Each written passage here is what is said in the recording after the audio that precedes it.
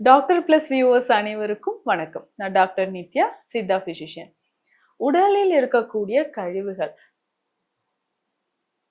Doctor plus viewers அனைவருக்கும் வணக்கம். நான் டாக்டர் நித்யா, சித்தா பிசிஷியன். உடலில் இருக்கக்கூடிய கழிவுகள், முக்கியமாக குடல் பகுதியில் இருக்கக்கூடிய கழிவுகள் வெளியேறும் போது நம்ம உடலுக்கு அதிகமான ஆற்றல், ஆரோக்கியம் இது எல்லாமே கிடைக்குதுன்னு சொல்லலாம். நம்ம உடல் கழிவுகள் மற்றும் குடலில் இருக்கக்கூடிய கழிவுகளை வெளியேற்ற சித்த மருத்துவத்தில் சொல்லியிருக்கக்கூடிய ஒரு முக்கியமான விஷயம்னா பேதி மருந்து அப்படின்னு சொல்றோம். விரேஷனம் அப்படின்னு சொல்ற ஒரு முறை.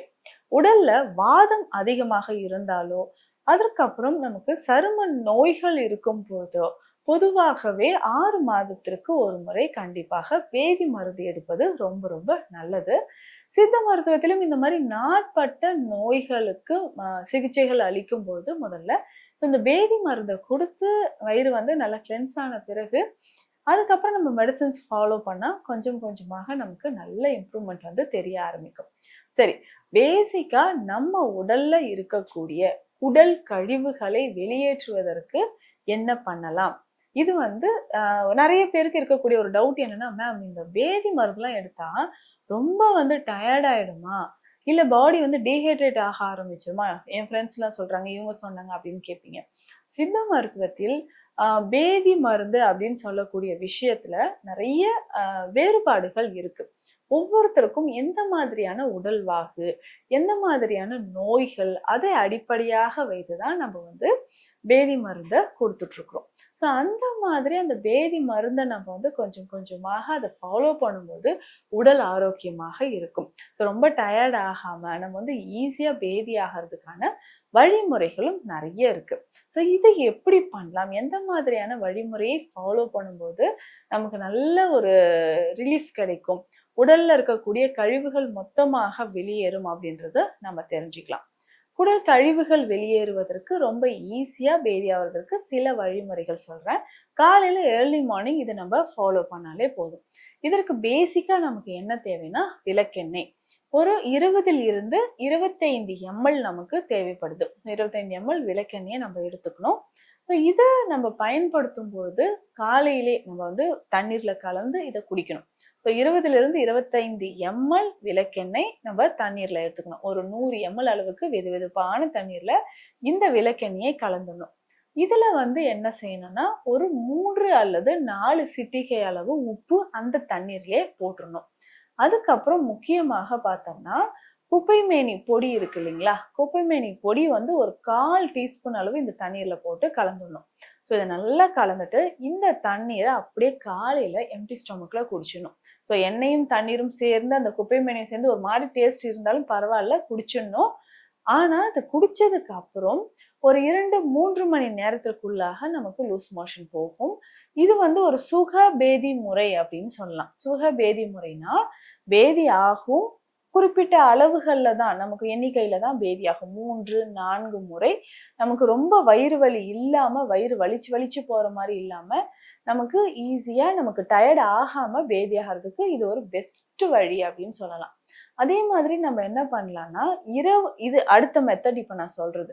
இரவு தூங்கும் பொழுதே நம்ம என்ன பண்ணலாம், பால்ல கொஞ்சமா ஒரு 10 இருந்து 15 ml அளவுக்கு விளக்கெண்ணெய் கலந்து நைட்டே நம்ம குடிச்சிடணும், பால்ல கலந்து.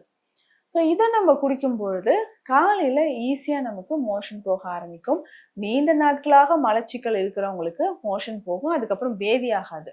ஆனா மலச்சிக்கல் இல்லைங்க, நார்மலா நான் இருக்கேன், குடல் பகுதியை சுத்தம் பண்றதுக்கு இந்த ஏதாவது வழிமுறை அப்படின்னு பார்த்தோம்னா இதை நம்ம ஃபாலோ பண்ணிக்கலாம். ஸோ இரவு நேரத்துல விளக்கெண்ணெய் மட்டும் பால்ல கலந்து நம்ம குடிச்சிடலாம். வேறு வழிமுறை அப்படின்னு சொல்லணும்னா ரொம்ப சிம்பிளா இன்னொரு வழிமுறை இருக்கு. மேனி தைலம் அப்படின்ற ஒரு விஷயம் இருக்கு. இந்த தைலம் செய்வதற்கு நமக்கு குப்பை மேனி இலைகள் பயன்படுது. ஸோ குப்பை மேனி இலைகளை நல்லா அரைச்சு நம்ம கற்கம் மாதிரி எடுத்து வச்சுக்கணும். இதனோட வாய்விடங்கம் பொடி, இதுவும் நம்ம என்ன பண்ணோம், பொடி செய்து பொடியாவே நம்ம வாங்கிக்கலாம், இதையும் நம்ம வச்சுக்கணும்.